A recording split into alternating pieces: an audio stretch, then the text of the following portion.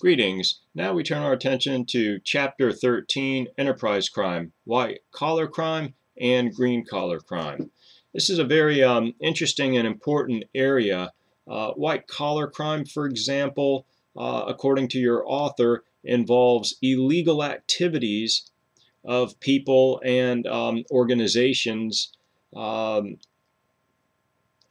who make illegal profit basically through their legitimate business transactions. And then we have green collar crime, which focuses on environmental harm such as toxic waste dumping, illegal logging, or animal trapping, and the like.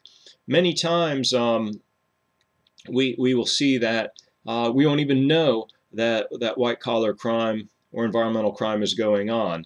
It's often very much hidden.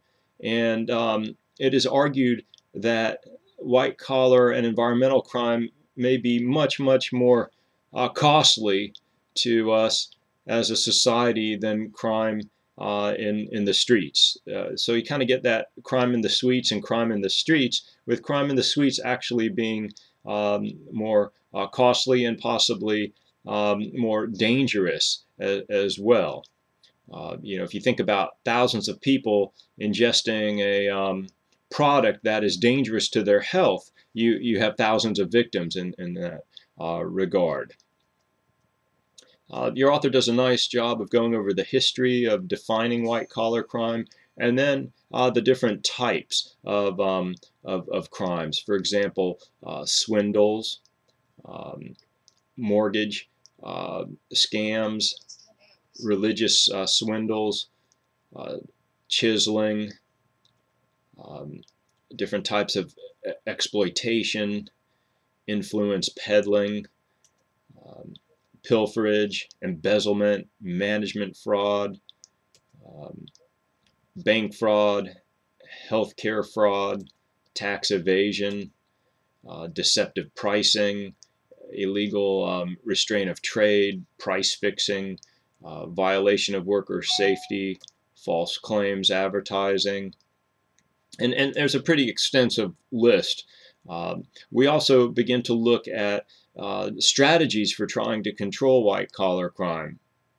For example, compliance and deterrence strategies, and looking at the idea of trying to prevent people from becoming or engaging in white-collar or environmental crime by looking at policies that have severe, serious consequences, or basically having laws that are very strong and applying the laws through prosecution, conviction, and sentencing. And also with green-collar crimes, we begin to see things, for example, like illegal logging or illegal wildlife exporting or trapping, illegal fishing or dumping or illegal dumping, toxic waste dumping, for example.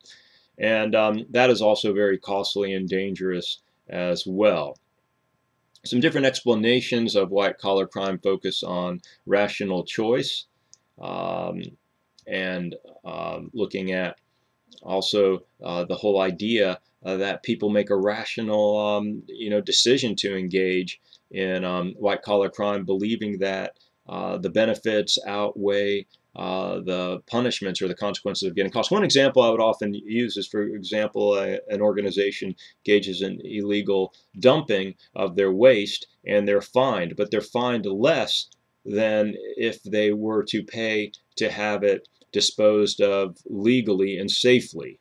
That's no way to deter or discourage that type of behavior. It's also rationalization and neutralization views, how people can rationalize away their white-collar criminal behavior, or they deny that there's really a victim, or they might have subcultural views in that sense, where they develop their explanations and logic behind engaging in criminal activity. Some also believe that white-collar criminals have low self-control, and there's still plenty of debate over explaining the different types of white-collar crime. But it's very important to realize that this is an extremely serious type of criminal activity. Again, very dangerous, very costly.